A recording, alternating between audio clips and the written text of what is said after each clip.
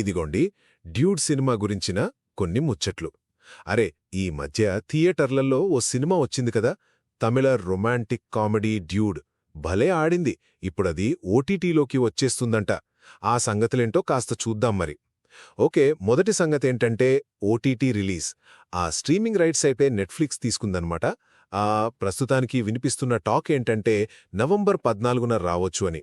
ఇది తమిళ్ సినిమా కదా, మరి వేరే భాషల్లో అంటే హిందీ లాంటి వాటిలో వస్తుందా లేదా అన్నది ఇంకా అఫీషియల్గా చెప్పలేదు. ఇక రెండోది ఈ సినిమా టీం గురించి.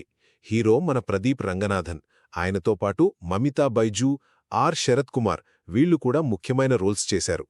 డైరెక్టర్ కీర్తీశ్వరన్కి ఇది ఫస్ట్ సినిమా అంట, కోలీవుడ్లో డెబ్యూ అనమాట. అలాగే మ్యూజిక్ డైరెక్టర్ సాయ్ అభ్యంకర్కి కూడా ఇదే ఫస్ట్ సినిమా.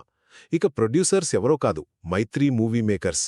ఫైనల్గా బాక్స్ ఆఫీస్ దగ్గర ఎలా ఆడిందంటే అక్టోబర్ 17వ రిలీజ్ అయింది కదా, ఆడియన్స్ నుంచి క్రిటిక్స్ నుంచి కూడా మంచి టాకే వచ్చింది. బడ్జెట్ సుమారుగా ఓ 25 నుంచి 30 కోట్లయిందనుకోండి.